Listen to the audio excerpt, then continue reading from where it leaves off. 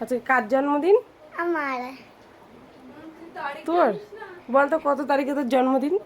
1 তারিখে। হ্যাঁ, 1 তারিখে না। আমার আজকে কত তারিখে? কত তারিখে?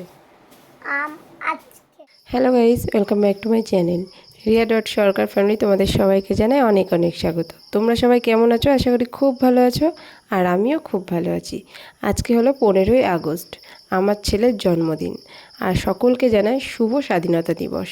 জানি যেদিন ভিডিওটা ছাড়বো সেদিন আর স্বাধীনতা দিবস থাকবে না, তাও সকলকে জানিয়ে দিলাম।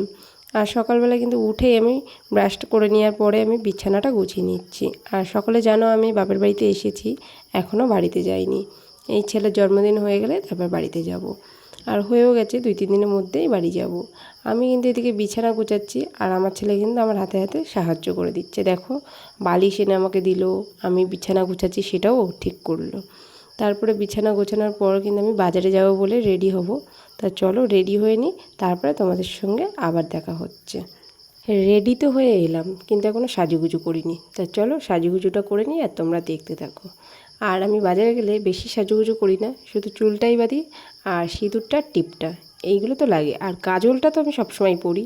তা তোমরা দেখো, আর যদি আমার পুরো ভিডিওটা ভালো লেগে থাকে অবশ্যই একটা লাইক কমেন্ট করে আমার পাশে থেকো, কারণ তোমাদের ভালোবাসা না পেলে আমি কিছুতেই এগিয়ে যেতে পারবো না।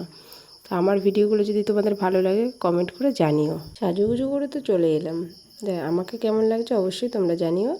আর আমি আর ভাই দুজন মিলেই বেরিয়ে পড়লাম বাজারের উদ্দেশ্যে। তা কালকে কিছু কিছু বাজার করেছি, আজকে একটু মাছ মাংস কেনার ছিল তার জন্য। আর জন্মদিন তো বেশি বড় করে করছি না, ছোট করে ঘরোয়াভাবে করছি।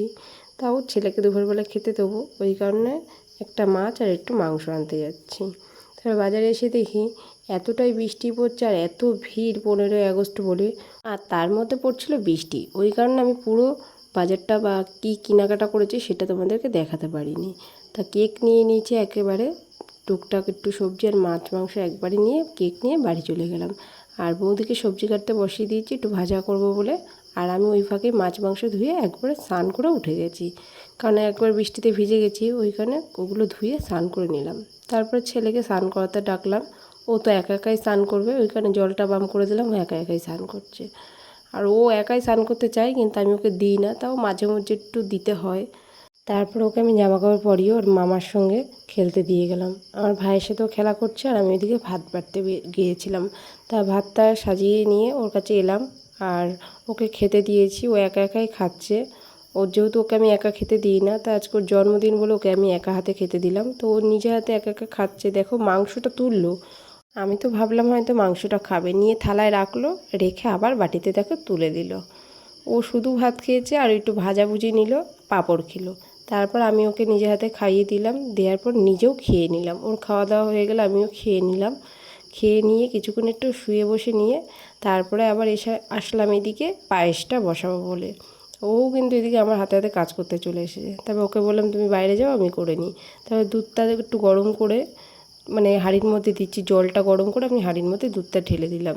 তারপর পায়েসের দুধটা ফুটছে, আমি এদিকে একটু বাইরে এসেছিলাম, আর এসে দেখি সব বাচ্চাদের সঙ্গে খেলা করছে। তা সে একটু বসলাম, বসার কিছুক্ষণ পর গিয়ে দেখি পায়েসটা প্রায় হয়ে এসেছে, তাই নামিয়ে দিলাম। তার মাঝে আমি অনেকবার গেছিলাম রান্নাঘরে, নাহলে তো হাঁড়িতে লেগে যাবে। তারপরে সন্ধ্যাবেলায় কিন্তু ওই কয়েকটা বেলুন এনেছিলাম, তাই সেইগুলো সবাই মিলে ফুলাচ্ছিলাম। আমি, দাদা, ভাই, বৌদি, ছেলেও ছিল, তা একটু ফুলিয়ে টানালাম। আর জন্মদিন করি আর না করি, বেলুন না ঘরে সাজালে খুব ভালো লাগে, ওই কারণে কয়েকটা বেলুন এনেছিলাম, সেইগুলোই ঘরে টানাচ্ছিলাম। আর এইদিকে বৌদি সবাইকে পড়াচ্ছিল। তারপরে সবাই পড়া হয়ে যাওয়ার পরে ওই কয়েকটা বাচ্চাকে নিয়ে শুধু একটু কেক কেটেছিলাম। এদিকে মামি আশীর্বাদ করে নিল, আর তার আগে দিদাও আশীর্বাদ করেছে। তারপর আমি আশীর্বাদ করলাম, আর আমার মা ছিল না বাড়িতে।